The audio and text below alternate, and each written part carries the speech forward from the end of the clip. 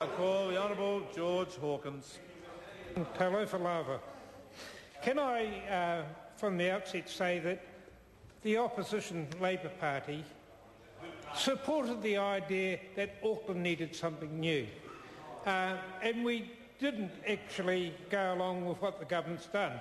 But on the Select Committee, we worked together to try and improve things for Aucklanders. We know Auckland's going to have a super city, but we want to improve things. And I have a supplementary order paper in my name that makes amendments to increase the public accountability of CCOs of the Auckland City Council and provide certainty regarding the application requirements. The requirement outlined would, I think,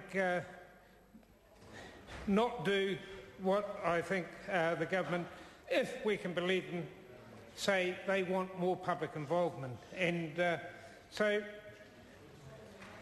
what I want to do is to replace those provisions with all CCOs of the Auckland Council being required to nominate in their statement of intent 2 meetings per year to be open to members of the public. By requiring CCOs to nominate specified meetings and describe how those meetings will be publicly notified in their statement of intent, the Auckland Council will be consulted on the CCO's decision on these matters. For each meeting nominated, the board of the CCO must allocate a reasonable amount of time for the public to address the board. Now that's very important. It means the public will be able to have a say. And one of the things that I know many Aucklanders feel bad about CCO is they feel locked out. This will give them an entry path in. This is a standard approach which boards of publicly listed companies take at shareholder meetings. On some occasions there may be many shareholders present. It also goes further than the requirements of the LGOIMA in that it introduces an opportunity to the public to directly participate in the CCO's decision-making process. Further, this requirement would not be limited to the substantive CCOs of the Auckland Council, but would require all the CCOs, which means the entity with more than 50% of council ownership, to conduct specified certain meetings in public with public participation. I think this is one of the real important things, because a lot of people, I think, told the Select Committee that they were going to be locked out, completely barred.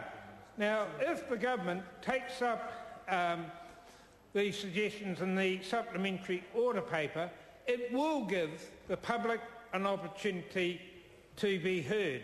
Now, we heard the Select Committee, members of the Select Committee, saying they wanted to give people the opportunity to participate.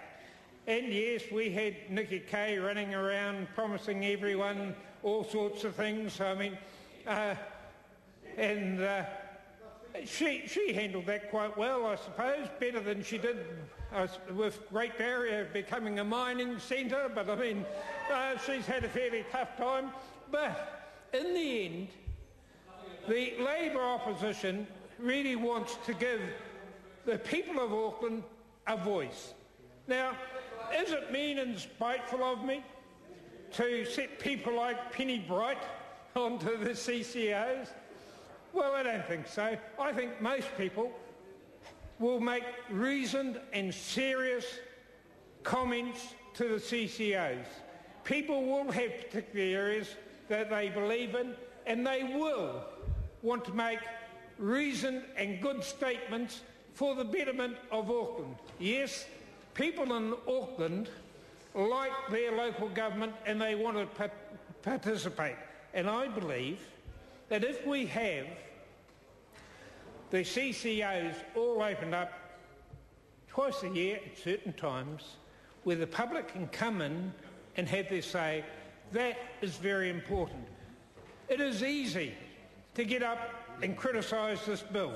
And we've got about 10 hours to do it, and we will criticise it. But I think the government owes it to Auckland